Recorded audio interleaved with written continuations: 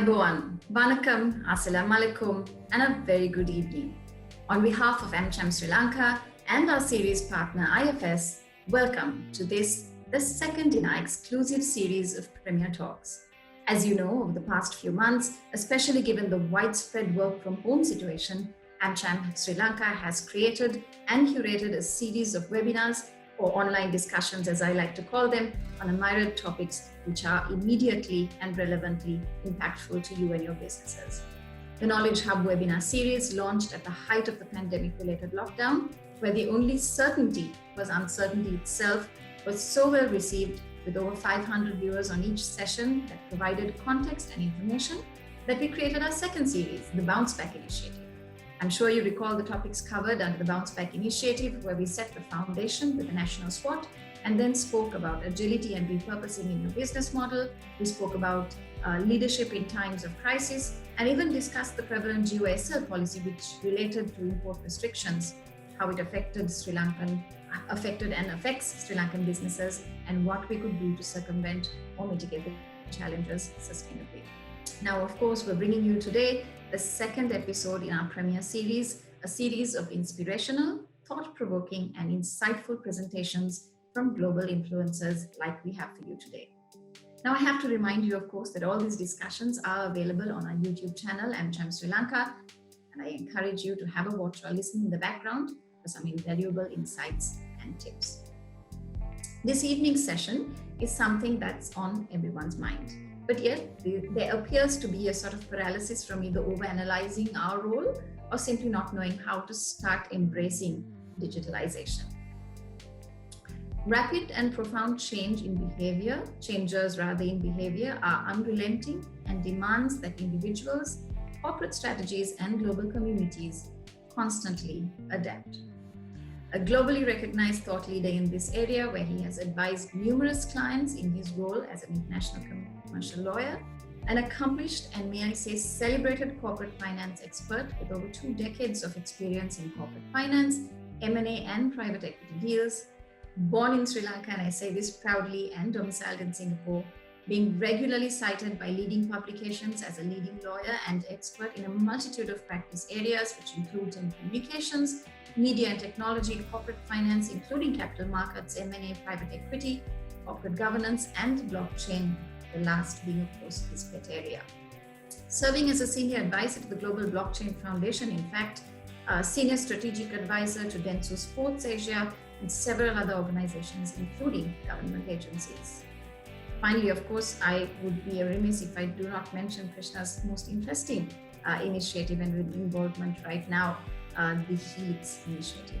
So, of course, sharing his insights on digitalization and thought leadership, ladies and gentlemen, I give you Krishna Ramachandra, founder and chairman of the thought leadership movement called the Helix Initiative, chairman of Selvam LLC, a Singapore-based international law firm, and managing director, Duane and Selvam, a joint venture with US law firm Duane. Krishna, welcome, and over to you.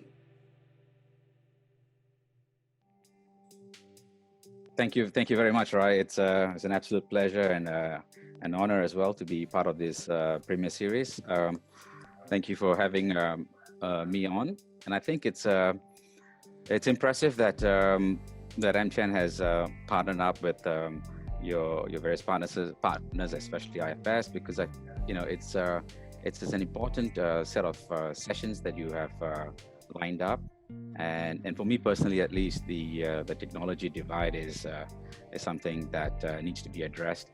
And so, I welcome today's session, and I hope for an extremely interactive one as well. Absolutely.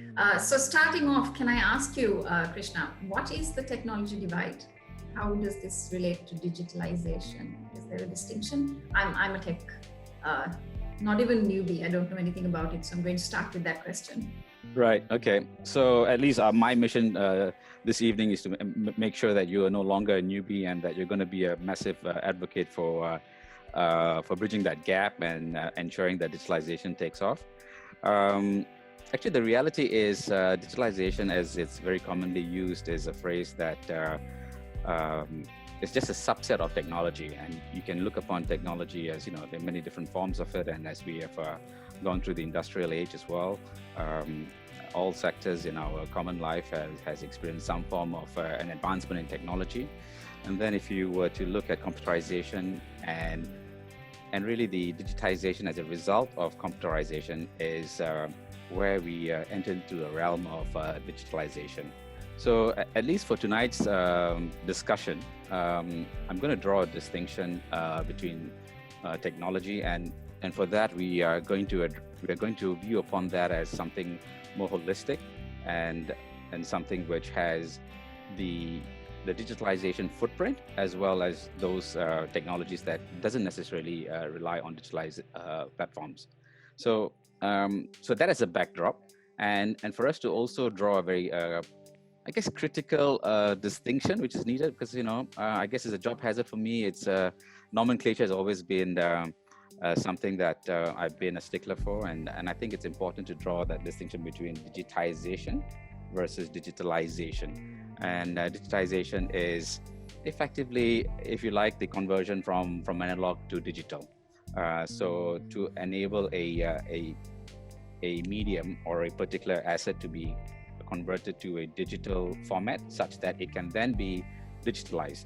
The best example I could give is imagine you had all of these CDs or LPs or cassette tapes, depending on your generation, and then here comes along a company that allows you to reformat all of that sound and music into a digitized format. So that's the first step. So digitization, and I say this because a lot of countries also talk about the digitalization push, but they need to get that it's digitization first, because you need to have enough of a standardized medium before the digitalization process takes. And so for that example I gave you, so assuming that you've got all your tracks digitized, then here comes along a Spotify, for example, and Spotify is able to digitalize what has been digitized, right? So I hope if there's something you take away, at least is that distinction. And so increasingly we have seen a lot of this technology, and I'm using the word loosely here, across all industries, taking on digitalization as a strategy. And I think businesses as well realize that in the first instance, they need to be digitized first. And so the discussion should also kind of center around what companies and individuals can do to stay relevant, if you like, from a business or a personal development standpoint. And then we've got the wider topic about the technology divide, which has far-reaching consequences, and that impacts well-being, poverty, quite potentially, because that creates a haves and have-nots from a technology standpoint. Okay, so one thing that I understand from what you're saying, and the whole gamut of this conversation, if transformation is to be considered a success, the entire ecosystem has to embrace it. Isn't that a tall order? I mean, especially in maybe South Asia, Southeast Asia. What do you think? Especially, I mean, from a Sri Lankan context more than anything else. Don't you think this is a tall order? Actually, surprisingly, I'm proud to say, based on my observations and my visits and my interactions with people like you, and seeing what is on in the global landscape for tech projects, so to speak, Sri Lanka is not that far behind. So from the technological divide standpoint, it has less of an issue to deal with compared to some of the bigger countries. Countries that have massive geographical footprint and have got many different communities, especially many different communities with differing sets of vocations, if you like, and it's harder for countries like those to adopt a digitalization strategy all across. And so, if you look at Sri Lanka, I think there is enough examples, and you have got some very good telecommunications companies as well. I know Dialogue, and through Axiata, they are doing very well there, and they're pretty forward thinking in the type of platforms and user interface with the users of their service. And that gives you a glimpse of what is available if you are tapped onto this digital world. And I think if you examine countries which are trying to create a consistent digitized platform across all geographical ecosystems within their boundaries, the number one pick has to go to Estonia. Estonia is the best example of a country having the conviction, the commitment, and the buy-in from their people as well, because it was a very long process for them, almost, I would say, 25 years.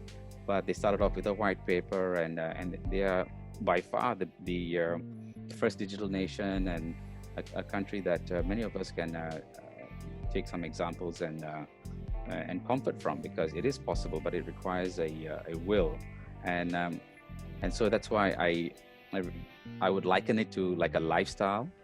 So when you go digital, it's almost as if you're embracing a culture, and it's not so much in a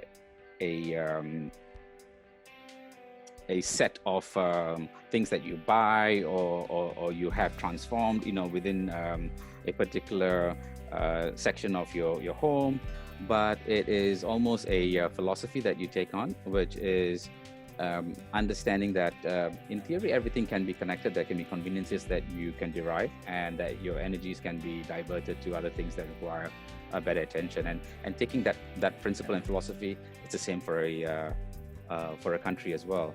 And I think it's something which nations should consider as a very useful unifying tool for a country, because the smiles that it brings onto people, particularly in those sections of a particular country's community that has not been regularly exposed, whether it is the fact that they have got very bad telephony signals, or if the fact that they you'd be surprised, almost it's a statistic I'm going to shamelessly quote, because I'm not entirely certain whether it is 50 or around there. 50% of the world's population isn't on Wi-Fi and on internet connection. So it's so you can imagine, right? I mean, what would your day be without having internet connection? And we are currently interacting with each other on that basis. And so to think that you have almost half of the world's population unconnected is one could argue perhaps not worrying for those people, but if they had a choice, and for those who would like it, then I would say yes. It is a stark, in a sense, discrimination, given the fact that if you are within controls of determining and enabling those communities to get connected, so to speak, then why hasn't it happened? So the purpose of today's discussion, I hope, will just set people off thinking about what they can do, whether as a business or as an individual, or and if you're a member of the government, what they can do as well. Absolutely. In fact, when you threw that figure out there that approximately 50% are unconnected, I was just thinking back to how we look at it as the exact opposite. But we're talking about. I saw a recent an article as well about how we're all addicted to our devices and addicted to the internet and all of this, and we're constantly at our kids about being online too much, and then you're faced with the stark reality that a good half of the population is completely the other side of it. They don't have the opportunities maybe that our kids are blessed with, in being able to see and to learn, and so much all of that. And if I may interrupt you there, you're absolutely right, and I liked how you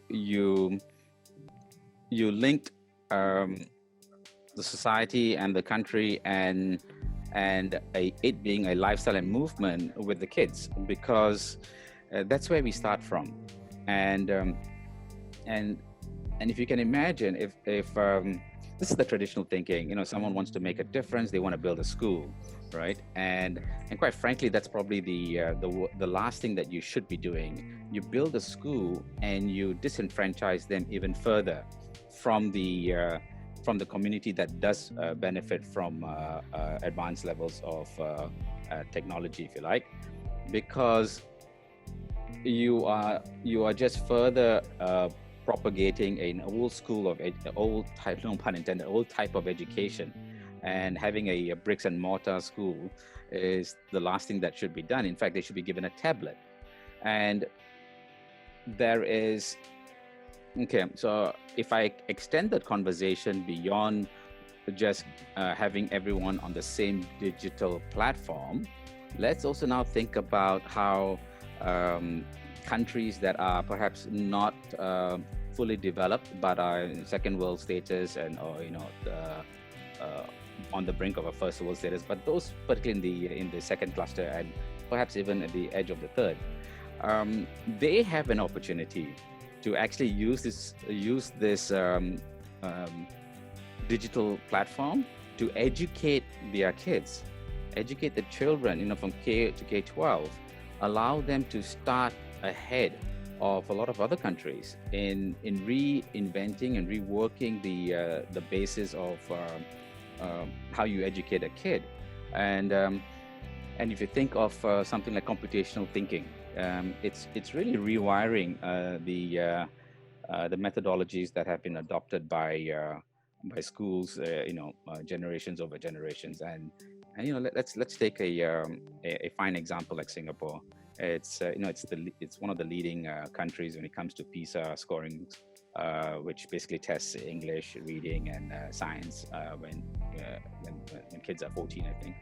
And it's regularly a battle between the S's, Shanghai, Seoul, and Singapore. And well, it's one thing to have kids who have got straight A's and are at least on paper have perfectly integrated or embraced the education curriculum, but I query whether they are appropriately designed and equipped to deal with what the transformed digital world has to offer. And really, innovation is seeded from a very young age, and it comes from the way the kids are allowed to think, the way they're allowed to draw, extract and draw a narrative. And it doesn't come from just scoring 100 marks for your arithmetics or your science exams and tests. It has to be it's almost like a language that you have to teach. So computational thinking is something that I think is almost critical. It's like having a fantastic car but having no petrol, right? So it's all well and good if you have a digitally connected country, society, nation, call it how you want, but if they do not have the instructional mindset and thinking to maximize that platform, then it's really for a lost cause.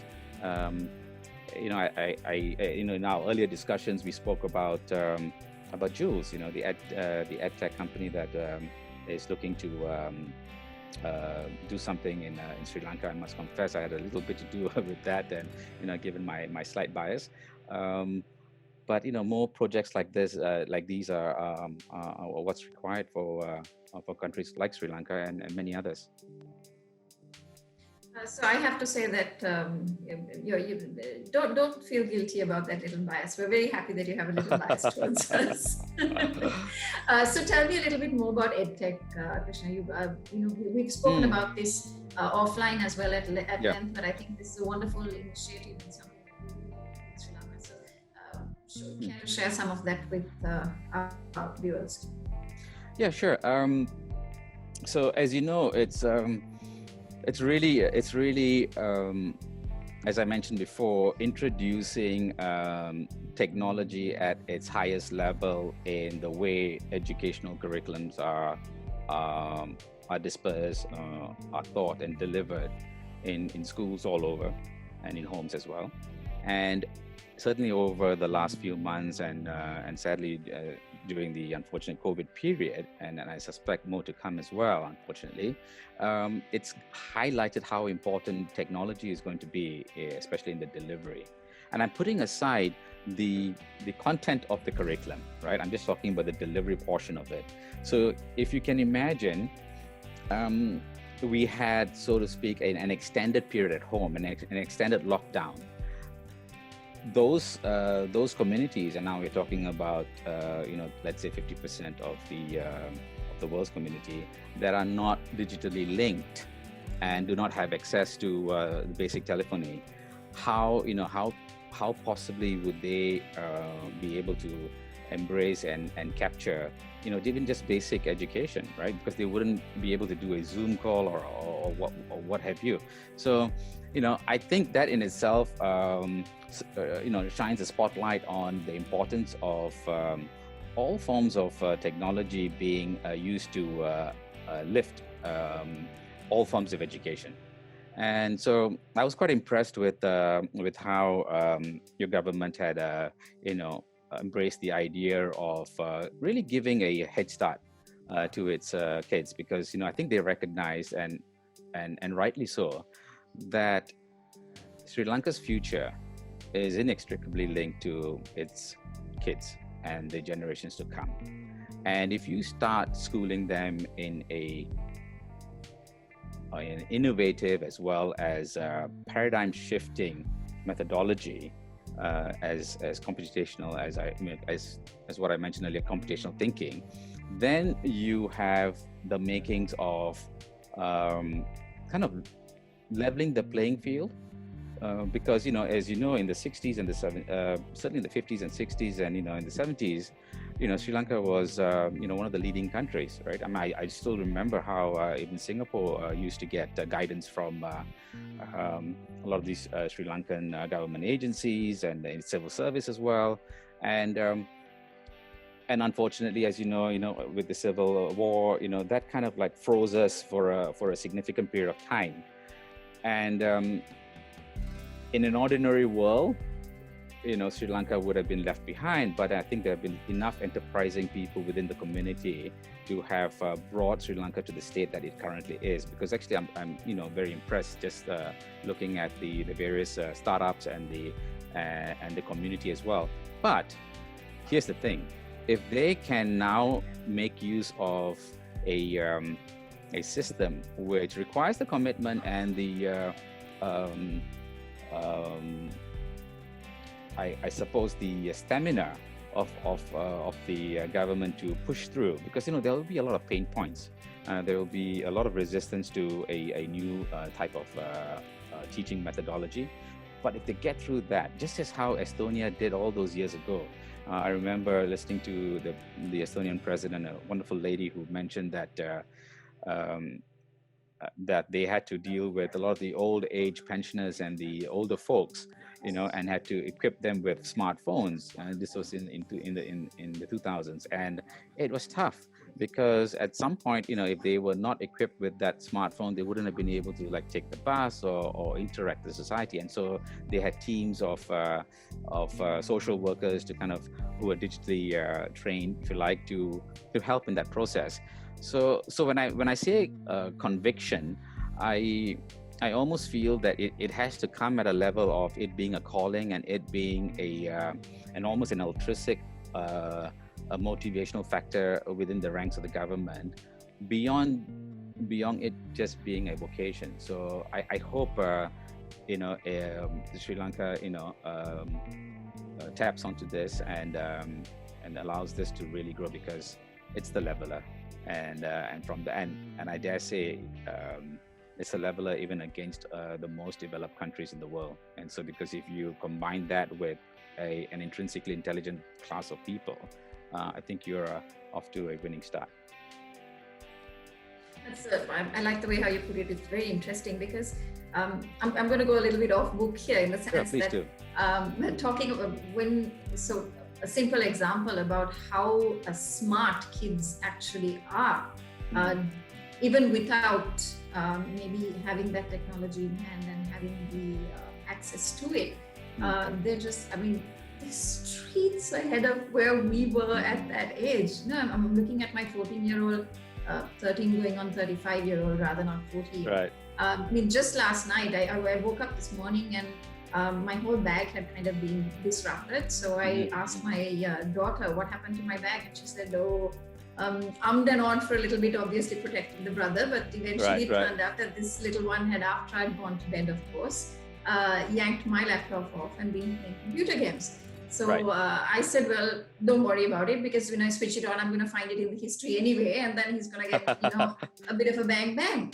But no history. History deleted. Everything else, right? All gone, and that is the level of smartness. So if we can just equip them with the holistic learning in such, the intelligence and the acumen is already there. So equipping them with the next step, as you said, the next phase that will connect them, I think it's going to be a brilliant initiative. Your thoughts on? Yeah, I know. I thank you for raising that, because I think you've touched on something which is real and something that we have to deal with, and that is people like you and I, because we have our own views of how things should be. And I've got 3 kids. The eldest is 18 and the youngest is 11. So I've got 2 boys and a girl, 18, 16 and 11. And I must say, we're competing, same ages, same right, breakdown, all of it. Yeah. We'll share notes. And so Absolutely. my point was going to be that with my 18 and 16-year-old, I almost feel that in a sense they were stunted in their digital growth, if I can use that phrase, because instinctively, when they were on their devices, here I was saying, no, enough of that, right? You need to be outgoing and socially interactive and all of that, and to play sports, etc., which they did, and and I'm very proud of them, and they've turned out to be great human beings, but I also along the way got to understand that I had to make a paradigm shift in the way I parent, in the way I view these devices. And it brought back memories of how our parents used to discipline us for things which they thought was like completely off, right? I mean, when Instagram first sorry, not Instagram, but Snapchat first came along, I was horror, right? How do you do something like that? And but I think once we realized that ironically we would be just encouraging that technology divide by being pretty old school or pedantic with certain views, then we allow for it to grow. And ironically, my youngest, my 11-year-old, she's so adept and so familiar with the device. And at the same time, instead of it being a resistance culture, it's more of an embrace culture. And she's able to distinguish between the time that she needs with whether it's the furry one at home or playing outside, and I almost feel that that's the desired approach. I mean, I must say that both my boys have managed to catch up on that deprivation, if you like, digitally in the early days, but we can't hold them back. It is about how you. It's a great opportunity actually to use those devices as a form of distinguishing the compartmentalization of various things that you do in life, and how you don't collapse the two, and those are the life lessons that we should be looking to do, as opposed to just completely depriving them or taking that out of the equation, because we all know the more you take something out of the equation for kids, the more they're going to embrace it. So that would be, so it's great that you raised that, because that's also going to be part of the solution for communities and countries to actually get their citizens to encourage digital connection, and to be digitally wired, and to really have the transformation digitally. And when they use the word transformation, it really requires, it can't just be pockets here and there. It has to be truly connected with all communities. So that's why I go back to Estonia. Number one, perfect, great example. Get onto their website if you're a business leader, or you work in business, or you're a teacher, or an individual, or you're in the government. Go onto their website, have a look at how they've done it, and I love the fact that it's so magnanimous about sharing that. And that's how it should be, because I think we have reached an age where a time in the world where we really need to be extending our community spirit and the commons protocol, if you like, to the global citizen as opposed to just your citizen. I'm here on this talk as a global citizen, and I feel that that's the type of philosophical approach people of influence and people who can make the difference should take and adopt. Maybe a redefinition of globalization, as it were. Right. So that brings me to the next point, which I had to ask you. The Helix Initiative. What is it about? Why did you start it? Tell us more. Right. Okay. In fact, I was just explaining this to some friends last night, and I've been in practice for almost 22, 23 years, and several years ago, 4 years ago, I had a client who had basically told me, Krish, you've got to do this piece of work. I was helping to set up a $100 million digital asset fund, pretty significant. But he said, you've got to roll up your sleeves and you have got to understand this inside out. You've got to go granular and don't palm it off to your juniors, which is what I was going to do. Because, in my mind at that point as a 45-year-old, I was thinking, you know what, not on my watch. This is just going to be a fad. This is going to move on. I just don't have the time to dedicate to this new area of law. And also to understand not only the legal aspects, but really to get mastery over the entire domain. Because, as a professional, whether you're an accountant or a banker or a lawyer, I would say the true mastery comes from the granularity that you achieve in that whole domain. And so that set off my journey. And I must say that indirectly, I kept me in law as well, because I was just, I rekindled my love for for practice, as well as my fascination, if you like, for how the world is transforming, how social behavioral patterns of the human being is also transforming, and but there still are some common strands, if you like, traits that remain constant, right? So I considered at that point, after a couple of years after that, I told myself, right, I've observed a lot, because I really did a lot of deals, and I understood a lot of the pain points and the interoperability or the potential interoperability of different offerings and ecosystems. But then I also realized, how Gen Z and Gen Y and millennials, how they are thinking, so different from how we were brought up and how I thought. I mean, I'm not even just looking at, if you're in the investment and finance sphere, you would have already had, many sleepless nights the last 2 decades, especially the last decade, in discovering all of these new valuation matrix, giving a massive value to not your balance sheet, not your profits as well, but really the composition of the assets that the company owns, and that would be in the form of a customer, and actually really the data surrounding the customer. And so we see new valuation matrix that are being introduced to the market. So I learned a lot, and really inspiring also to come across some of these projects that the youngsters are coming up with. And I dare say, at times when I feel disillusioned about what has happened over the many decades, especially during the Industrial Revolution, and how not that I'm trying to get sentimental or I'm getting sentimental, but how the environment has also been impacted, and also even the social divide.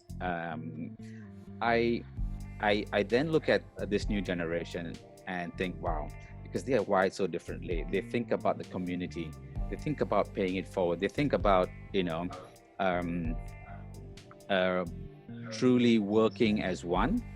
And imagine having that community spirit. In fact, word Ubuntu comes to mind. I saw it recently on a Netflix documentary on the playbook, and it talks about being one, and it's an African phrase, and working as a community, and a and that would be the solution, so to speak. And so when I got thinking more about it, so as I mentioned, the whole fascination with Darwinism, and if you like the Darwinism of digitalization, I thought, okay, let me go a bit deeper, and I identified a few areas which really needs transformation, education being one of it, and the whole digital narrative being another one, and I felt that.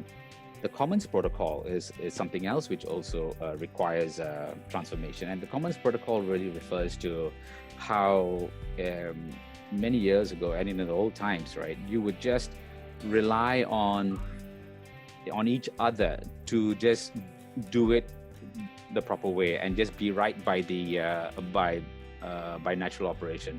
And it was during COVID. It was during the lockdown. And I, just stepped out of the to the main street outside my house, and I said, "Well, there's a lot of leaves out here," and I started sweeping and slowly, helping to sweep the other parts. But I couldn't help but feel slightly sad that it's as if everyone has forgotten about, how. Notwithstanding you have the cleaners who come in every day in their trucks and all of that. What happens when that stops? Have we been over-regulated? Have we been institutionalized into thinking that, yes, this is how things should be, and our involvement and interaction in society or in the community is absolutely to the minimum? And those things sparked an interest in helping to forward the conversation and transforming these few areas. And then I came up to the conclusion that it's all well and good having those thoughts to myself. I needed to create a community who would be able to forward that, and for them to create their own communities of thinkers, and hence thought leadership is the underpinning for the Helix Initiative. I approached two very dear friends of mine who I think are all intellectually on par, if not higher than I am, and also more importantly in spirit and in commitment to this transformation.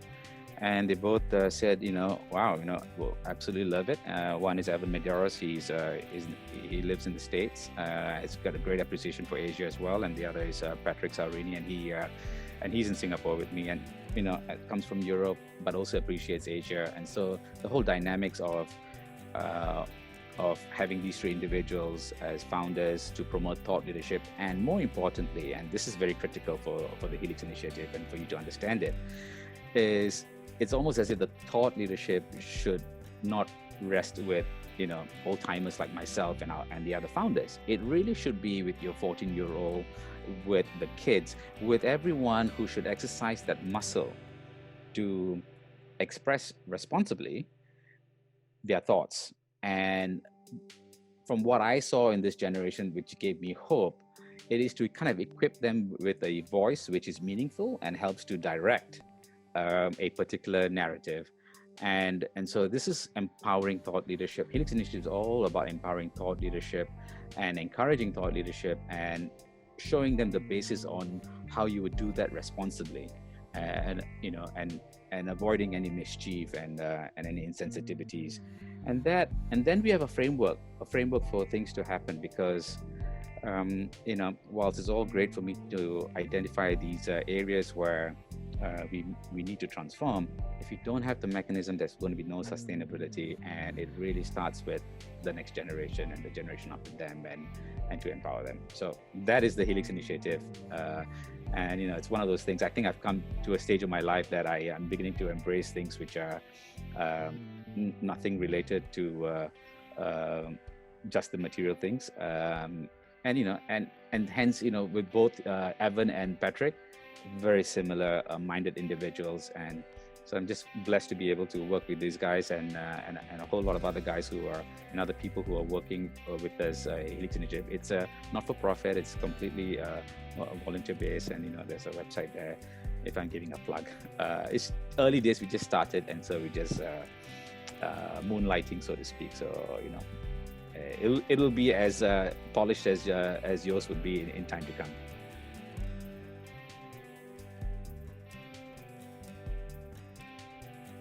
Sorry, I just realized that I was on mute.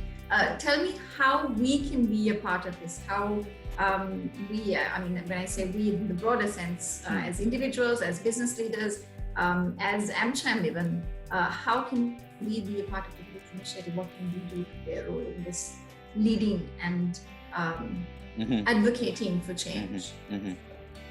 Thank you. That's a great question, because it makes this entire discussion meaningful because it involves everyone. And the reason why I coupled the problem, the technology divide, and what would be the inevitable, foreseeable future, the predictable future, with thought leadership, is because it was kind of like the solution as well. And I'm kind of going back to basics, because if whatever we do to try and address this divide, for it to be sustainable, it really needs to spring from a something bedrock within us as a society, or within us as a community, and within yourself as an individual, so that it is designed more as a calling and not as a tick the box or as a checklist, or not as a vocation, where you are designed to be in charge of that. You are assigned to be in charge of that particular narrative within your company or wherever else. But if it is kind of guttural, you then have the drive, because there will be a lot of times when you're just frustrated, and I think thought leadership goes very well with the transformation work that needs to happen to bridge this technological divide. Now, and everyone can play a part, and the type of thought leadership that we're talking about is certainly not top down, but it is really bottom up. It is where each and every one of us is a leader, and there is no armband. Everyone is either wearing an armband, or there's absolutely no armbands at all, and they can step up at any point of time to know that their actions, their thoughts, their influence makes a difference. And once we get that kind of buy-in, then you know that things will work. I mean, I'm always amazed by the Japanese and their civic mindedness and how united they are as a community. And if there was a community I would like to examine, this is my own workings within the Helix Initiative, it would be the Japanese as well, because they're just such an impressive bunch of people. You see them in the World Cup, how they take responsibility for cleaning up their litter and all of that. There's so much that we can take from it, and and I'm sure it has been historical, but I suppose in no small part, after the horrors of the war that they experienced, it was a great opportunity for the country to come together. There was a unifying call, and that must have just cemented that already existing civic mindedness within them. And even as a country for Sri Lanka, it's got so much good going for it. It has now got a very stable leadership. It's now got a good core of innovators and young technopreneurs, and they've got above all, I think the belief and will, but that has to be sustained, and we need to get ownership across the board.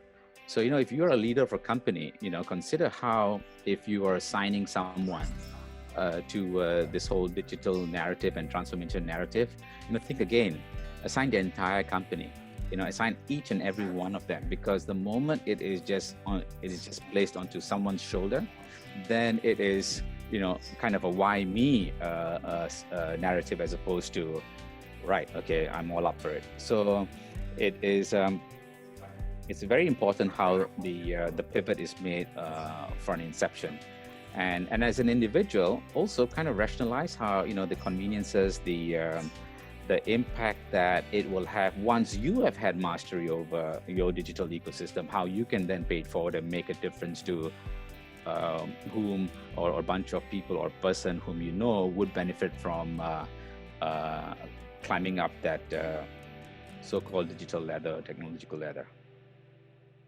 Yeah, so it's Krishna, we actually have a question from one of our Mhm. from one of our viewers. He asks, what are the key areas identified by you to digitalization as full operation? What are the key areas? Well, you know what? That's the beauty of the digitalization strategy, because each and every business has to look at this as an opportunity where it's almost like an audit, because before you can think about your digitalization strategy, you have to, let's say, digitize everything so that, you know, my example about the music, right? You have to digitize that music before it can be digitalized. And so you think about it, if you are running a shoe shop, right? And in your mind, you'll be wondering, yeah, okay, what's digitalization got to do with this, right? But first thing you would say is, right, let me see, you know, how I can ensure that all the sizes, or, you know, the stock and whatever else and the customer's information is in a format which is digitized, right? And once it has been digitized, sorry, before I go to the next stage.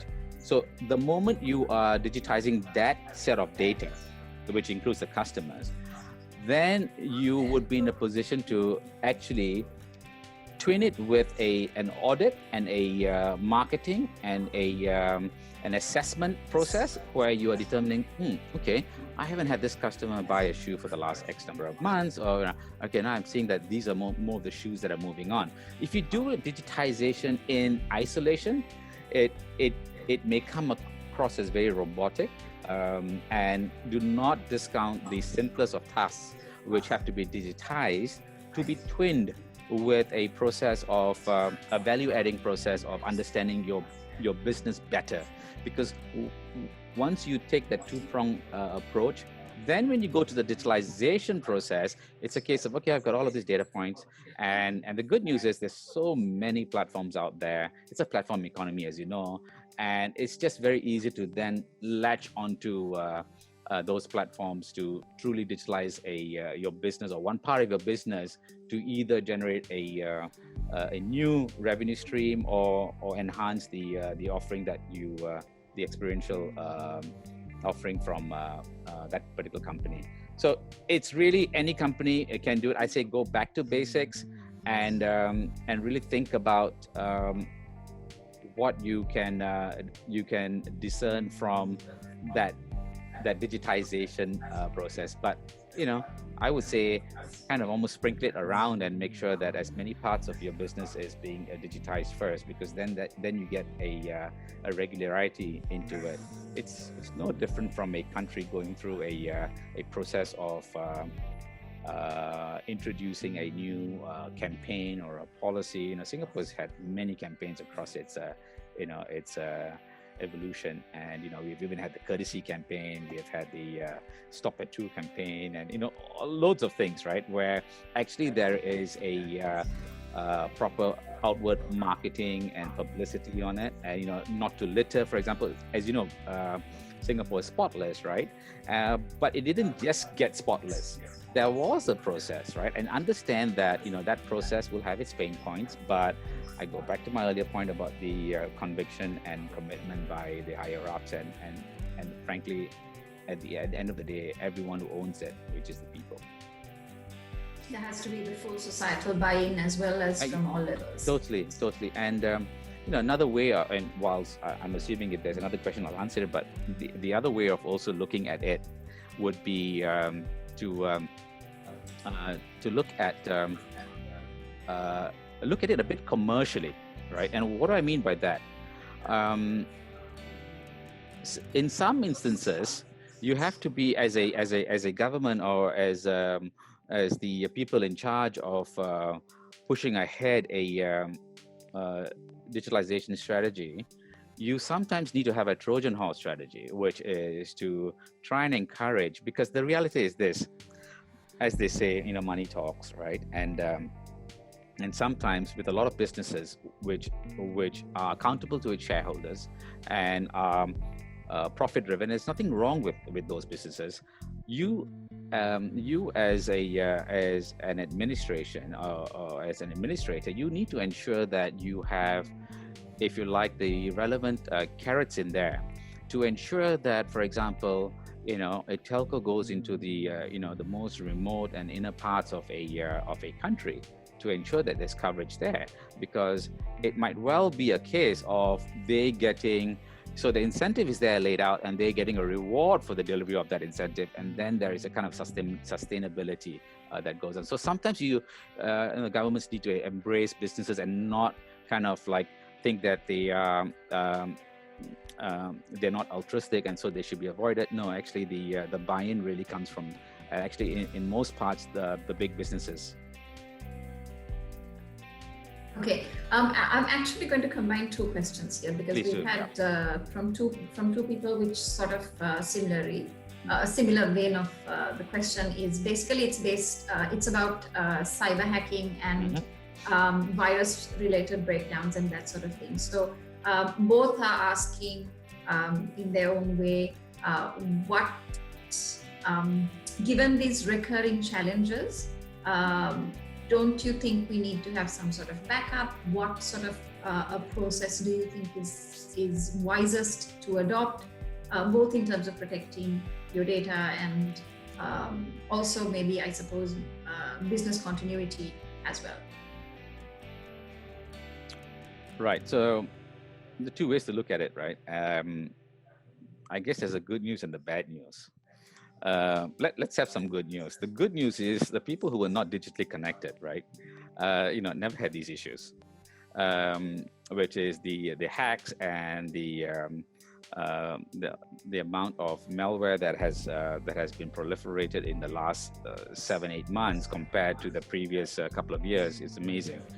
And but I feel if you take a step back, it is that whole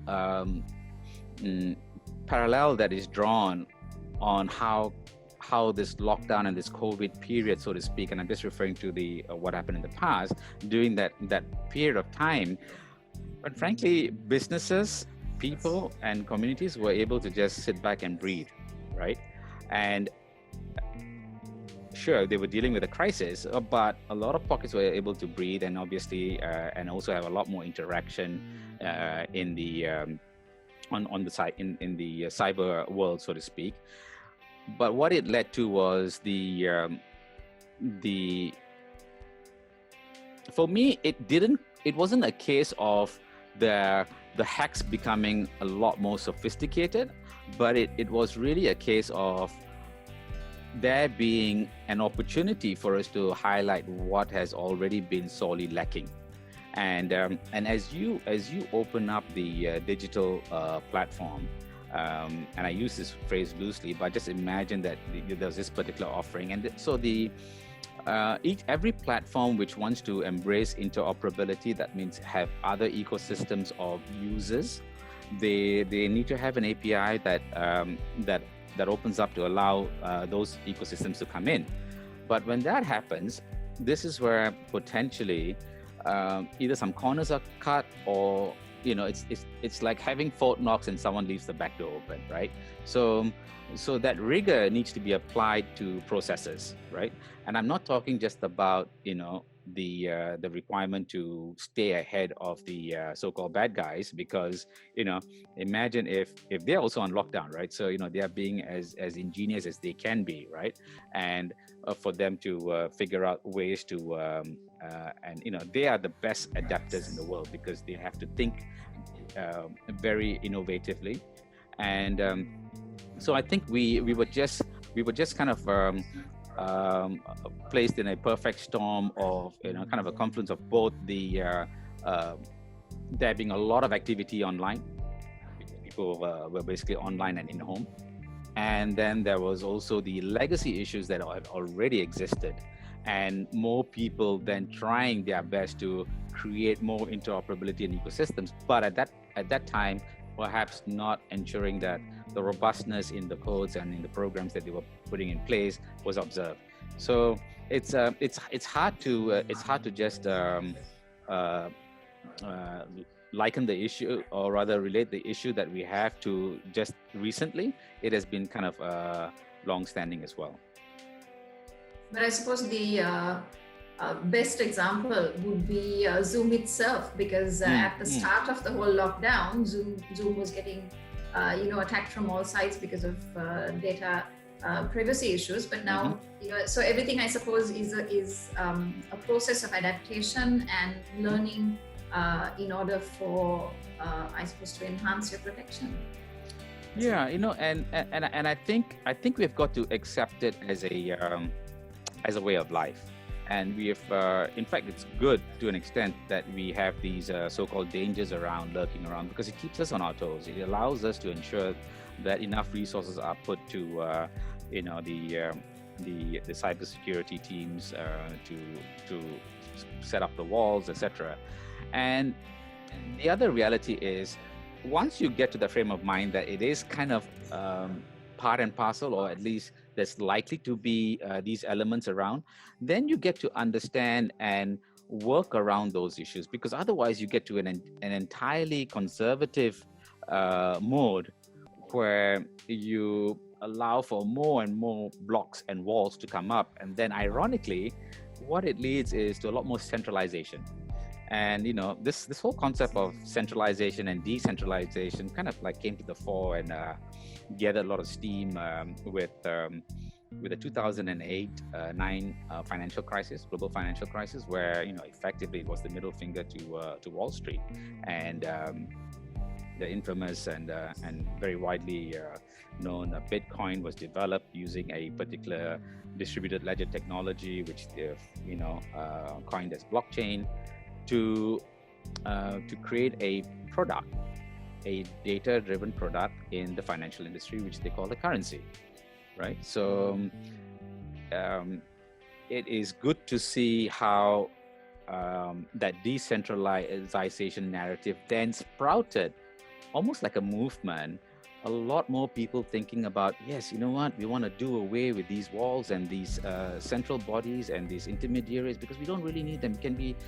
There can be a lot less friction, if we do it this way. And so, I'm all for that, right? But I'm also extremely pragmatic when it comes to, appreciating how we approach a new order. Because the reality is, it will be a parallel system, and you can't just have a decentralized economy. You can't just have a decentralized existence digitally as well. There will be. It's almost saying that it goes back to my early. I guess I can link it back up. It goes to my point about finding the leaves outside of the house and then kind of sweeping it up, right? Why? Because in a decentralized world, that's what you do. In a centralized world, you'll have the garbage truck come along, and you'll have the sweepers, help and clean and do everything. And so, are we ready as a society for a decentralized existence? I don't think we are, because that's the reason why I want to promulgate and have thought leadership on the Commons Protocol. So when you start promoting that and getting to at least somewhere close to where Japan is as a civic-minded society and so community-driven, then we can start introducing this concept of widespread decentralization. But we are just not ready. And I'm not putting it down because philosophically, I think it's fantastic. And I think we all need to kind of own our responsibility and our destiny in that sense. And so I like decentralization for that. But I think we almost need to be careful not to sabotage decentralization by embracing it so hard that it just runs out of air and is suffocated, which is unfortunately happening in some areas, particularly in DeFi and blockchain as well. Touted to be the democratization of financial products made available to the unbanked, but I'm a bit I have a different point of view on that. I know it's a different topic today, but I've put it this way: I've seen enough. So maybe we'll drag you on to another conversation with relation to that and see how far that goes. So we are actually about 8 minutes over time, but that said, and I did have one question that I wanted to close with, but that said, we've got a question from Abu Dhabi, and I think it would be unfair for me not to answer that, considering all the time difference and the effort and the time that's been spent. So here we go. Hi Krishna, this is Kapila from Abu Dhabi. Even today, we had a professional client who shared his credit card CVV numbers, etc. unknowingly. He didn't know, he was hacked, and etc. etc. My question is there any suggestion to have a solid bottleneck for laymen to identify hacking of emails and etc.? If you could maybe help Krishna, or Krishna, if you could help Kapila to maybe figure this one out. Yeah, I mean, it's way above my pay grade from a technical standpoint. I'm not that way inclined, nor do I have the skill sets. But 2 points I have to make. Number one, centralization would have sorted that problem out, because centralization would have ensured that ultimately there is a party that accepts responsibility and so-called underwrites or insures the consequent fallout from that breach. So in a decentralized world, you would not get that, right? Because everyone has to kind of manage things, and really it's got to be a massive hack before the community comes together to rewrite that particular scenario. I think if you are looking at very basic solutions like that, sorry, not basic solutions, but rather looking for solutions for a basic problem, because it's quite common, and it could at the same time be resolved by ensuring that internal processes are observed, because from what I understand, a lot of these hacks and breaches are done at the back of really very silly so-called schoolboy errors committed in terms of either using a common password across the board, and getting the numbers of including the 3-digit at the back, it's commonplace. And but right now there is a European payments directive in the EU, which actually compels all the banks to allow licensed third parties to access the bank data related to a customer. Actually, the access is in relation to the validation and verification that is required. And we are getting to a stage where it's going to be voice recognition, facial recognition as well, for the confirmation to be done. And so if there's more rollout on this type of validation by allowing licensed third parties access, then you would have a lot more 2-prong or 3-prong authentication processes, and that helps with the type of fraud that you have spoken about. Thanks a lot, Krishna. Kapil, I hope that helps. We have another one. This one is from Shan Yangpat.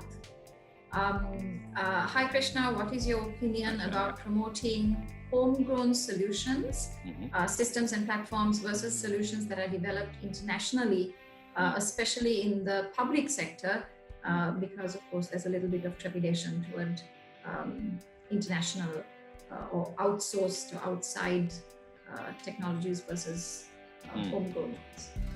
That's a great question, but this is a really tough one for me to answer because I'm a bit torn.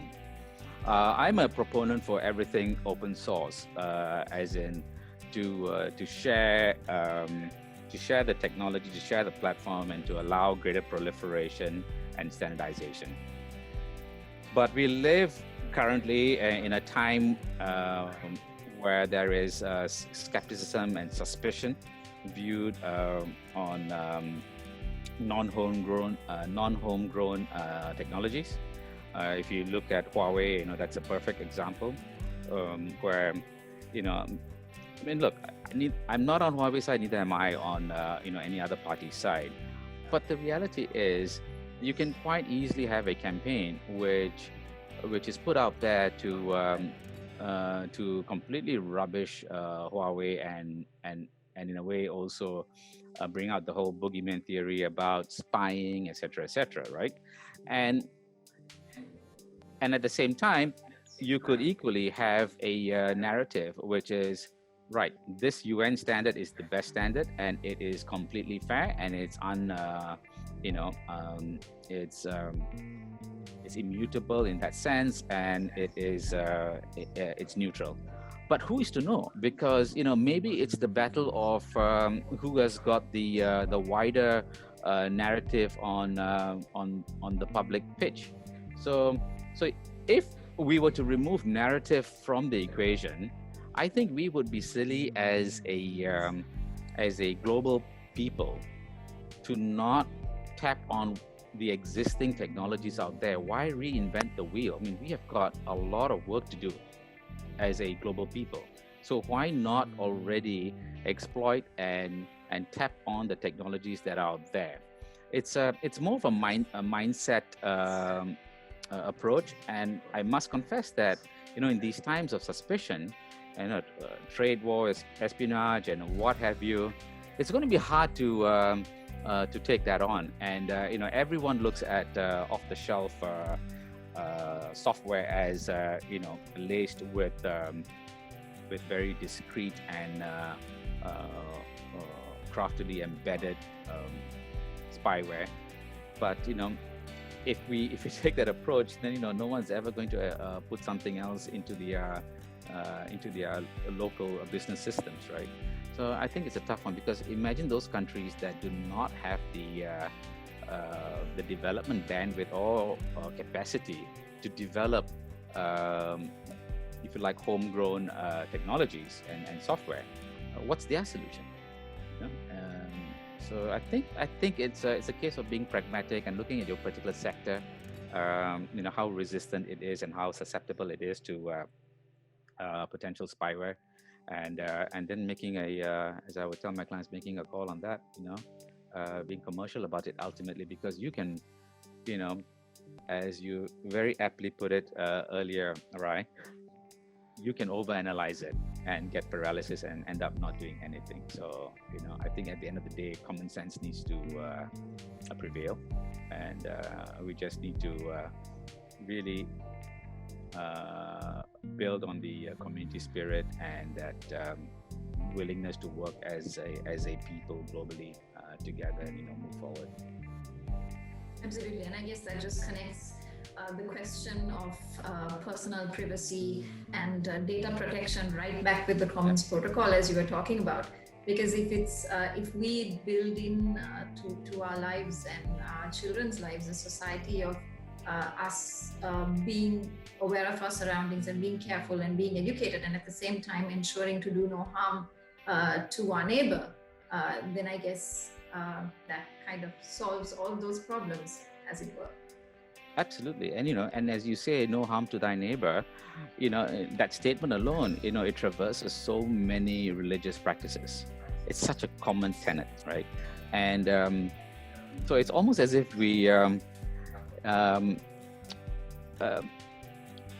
almost going back to like the absolute basics of humanity.